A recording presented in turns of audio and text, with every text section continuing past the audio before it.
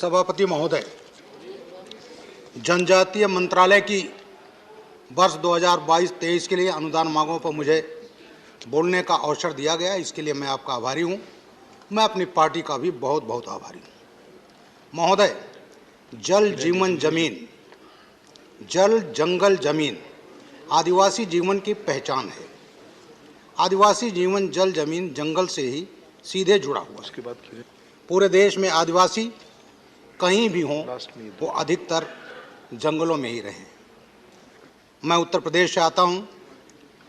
वहाँ उत्तर प्रदेश में आदिवासी बाहुल्य जिले हैं चंदौली, मिर्जापुर, सोनभद्र। मध्य प्रदेश, छत्तीसगढ़, झारखंड, उड़ीसा, बिहार, उत्तराखंड, हिमाचल प्रदेश, जम्मू कश्मीर, पूर्वोत्तर भारत हो या दक्षिण के राज्य हों, सब जगह आदिवासियों का रहन सहन करीब करीब एक ही प्रकार है। महोदय, उत्तर प्रदेश के चंदौली, मिर्जापुर, सोनभद्र के अलावा बुंदेलखंड के चित्रकूट, बांदा और प्रयागराज के उत्तरी भाग में भी आदिवासी रहते हैं।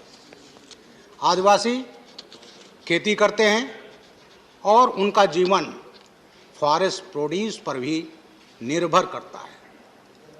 फॉरेस्ट प्रोड्यूस में तेंदूपत्ता, महुआ, चिरौंजी, जंगली आंवला, सतावरी, शंख पुष्पी, पुनरवा, नागरमोथा, चीड़ गोंद, खैर गोंद, अर्जुन छाल, गोरख आदि प्रमुख चीज़ें हैं जिसको आदिवासी जंगलों से कलेक्ट करते हैं और उसे स्थानीय स्तर पर बेचते हैं।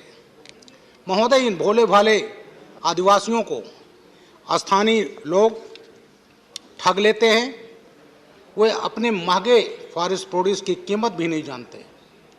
महोदय, मैं जानता हूँ ऐसे केसेस होते थे सोनभद्र में, जहाँ चिरौंजी बहुत पैदा होता है और आज से 4-6 साल पहले आदिवासी 1 किलो चिरौंजी लाता था तो उसे 1 किलो चावल दे करके वापस भेज दिया जाता था। इसी तरह जो जड़ी बूटी है उसकी भी कीमत उनको ठीक से नहीं मिल पाती थी। महोदय, उत्तर प्रदेश में तेंदूपत्ता बहुतायत में मिलता है। इस तेंदूपत्ते पर जहां माफियाओं का कब्जा था, वहां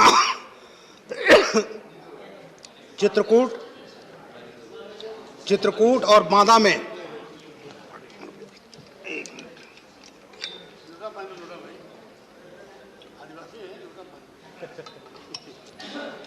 वहां तेंदूपत्ते के बिजनेस पर माफियाओं के अलावा डकैतों का कब्जा होता था। महोदय, वहां डकैत होता था ददुआ।